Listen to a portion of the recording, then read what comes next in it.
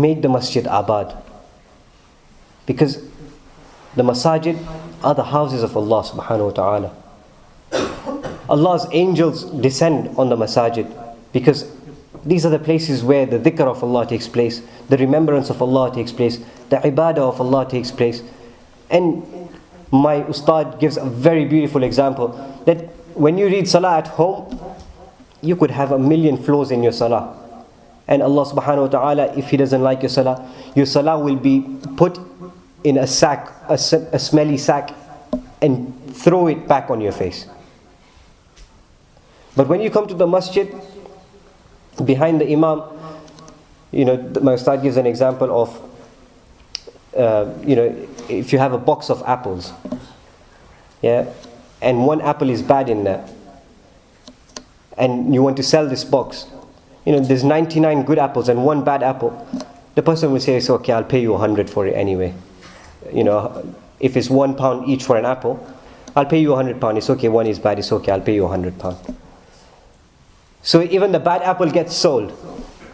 In the same way in the masjid, if your salah is not proper, but because of the barakah of the brothers around you, Allah subhanahu wa ta'ala say, okay, he was there as well, let's give him his salah as well. But when you pray on your own, you will be on your own. And if your salah has mistakes, those are your mistakes. But when you do it as a jama'ah, Allah subhanahu wa ta'ala will have mercy on you. And we say he came to the masjid, he made the effort, and he was praying with the brothers. So even though his salah wasn't perfect, we'll accept it.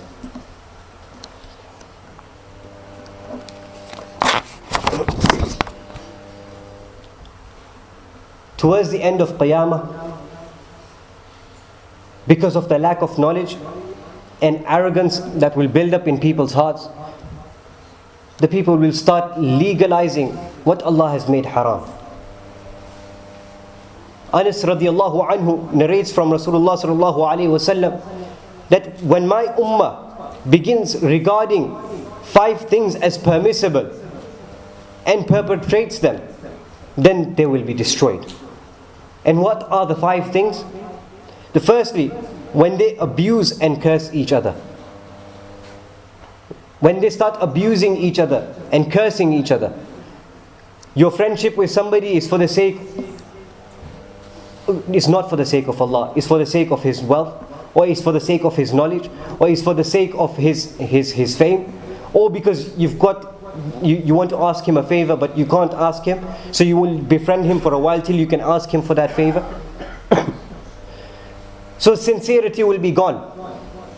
And behind the backs, we will be cursing that so-and-so is a wretched person, so-and-so he's this, and so-and-so he's this type of a person. In front of their faces, they will be the sweetest. But behind the backs, they will talk to them as though they want to kill them. And towards the end of time, men start using silk garments. Allah subhanahu wa ta'ala has made silk haram upon the men.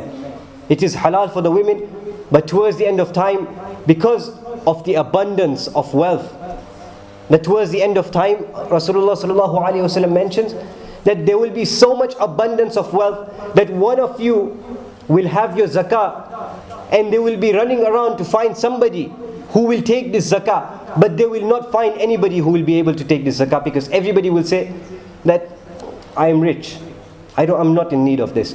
And finally when he comes and asks a person, he will say that Jazakallah for coming, but I do not need your money, I have enough. So there will be so much abundance of wealth, so much abundance of wealth. Two sahabi radiallahu anhum came to Rasulullah sallallahu alaihi wasallam. One was complaining to Rasulullah sallallahu alaihi wasallam about poverty, and the second one was complaining about being robbed. In the caravans, on the quiet outskirts of the cities, this is the time of when there were no motorways and no secure facilities for transport. So the robbers used to hide in these small paths and attack all the caravans and loot all the wealth that they had. So one of these Sahabi was robbed, and he came to Rasulullah sallallahu alaihi wasallam complaining about this. And the other Sahabi was very poor, had barely the minimum to live on. And he was complaining, Ya Rasulullah, I am poor, make dua for me, Allah give me rizq. So Rasulullah sallallahu alaihi wasallam said that for the poor guy, that soon there will be a time when Allah subhanahu wa ta'ala will open the abundance of wealth upon my ummah. And I fear for that time. And as for the person who is being robbed, there will be soon a time where the caravans will be able to freely move up and down from one city to another. At the time of Sayyidina Umar radiallahu anhu, the lady who traveled from Iraq full with gold, and she came to Medina on her own without any guard. That was a miracle of Rasulullah sallallahu alaihi wasallam. That when he mentioned that soon there will be a time that a caravan would be able to walk, or will be able to pass securely without anybody interrupting them. And also Rasulullah sallallahu alaihi wasallam had mentioned about this lady.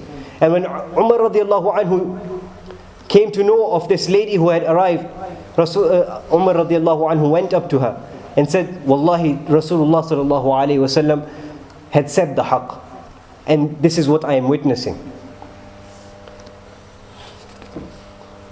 There is a hadith in Mishkat where Rasulullah sallallahu alaihi wasallam mentioned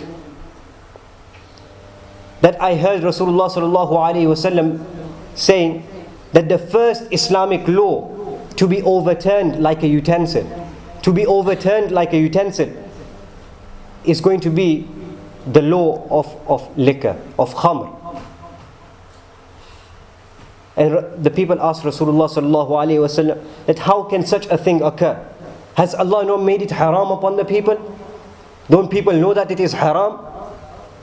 And Rasulullah sallallahu alaihi wasallam replied that liquor will be given another name and it will be made halal. That alcohol will be given a new name and people will make that halal.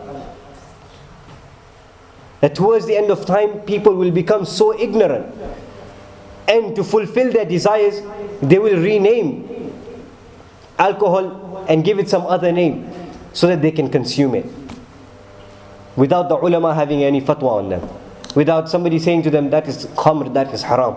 They will give it some other name, they will label it something else. So this is one sign of the 5 signs in the hadith of Hadrat Anas radiallahu anhu. The other sign is people will start entertaining themselves with singing and dancing women. And the last one, that homosexuality will be practiced openly. Na'udhu billah. That is a major sign of Qiyamah. A major sign of Qiyamah. That homosexuality will be openly done. And we will not be able to say anything to them. We will not be able to say anything to them. Subhanallah. May Allah subhanahu wa ta'ala protect us from this.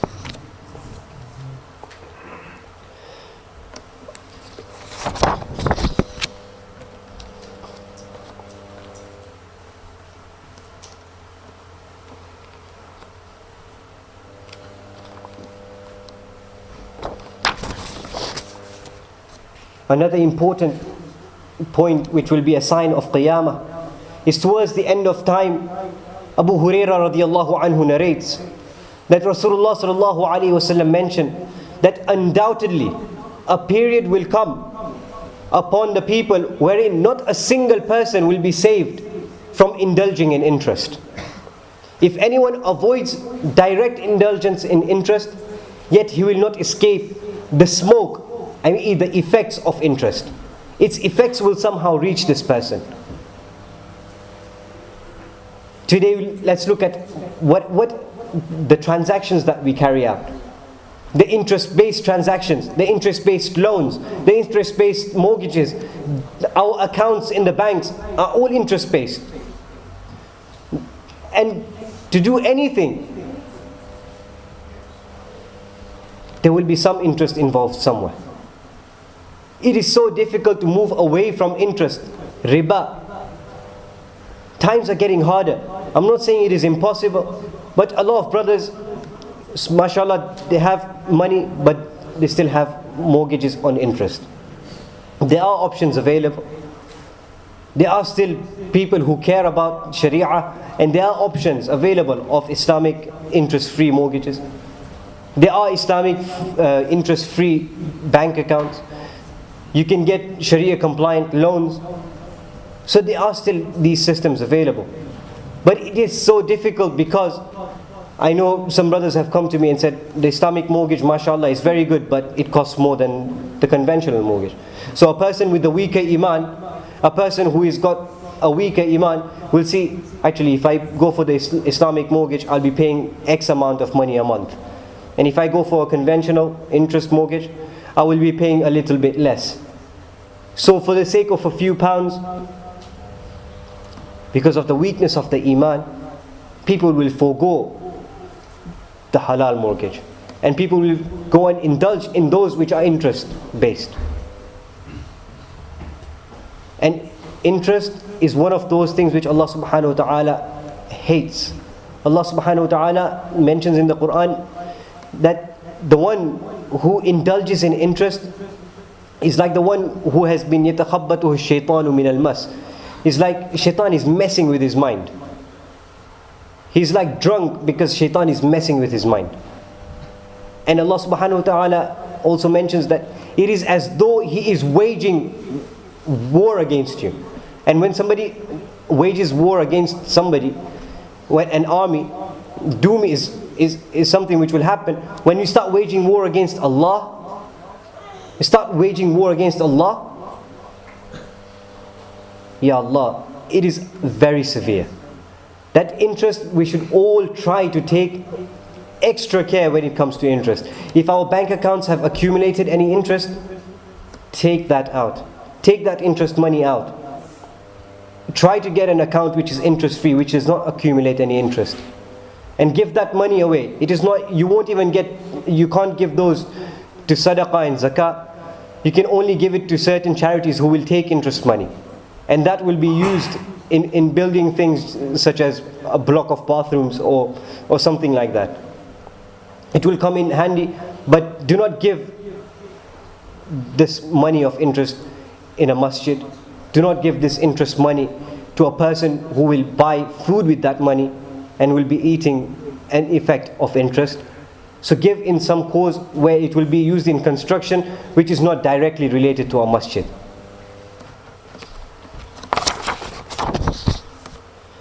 Towards the end of time again, Rasulullah sallallahu alaihi wasallam mentions that there will be many natural catastrophes. Imran ibn Hussein radiyallahu anhu narrates that Rasulullah sallallahu alaihi wasallam said, the punishment of Allah will come upon this ummah in the form of people being swallowed into the ground. That the earthquakes will swallow people into the ground. Disfiguration of the faces. That Allah subhanahu wa ta'ala's la'nah will be coming on these people who will be indulging in zina, who will be indulging in listening to music, who will be indulging in committing adultery.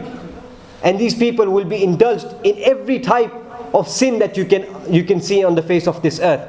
And Allah subhanahu wa ta'ala's anger will come onto these people. And overnight, Allah subhanahu wa ta'ala will turn their faces into those of monkeys and pigs. Allah subhanahu wa ta'ala will disfigure their faces.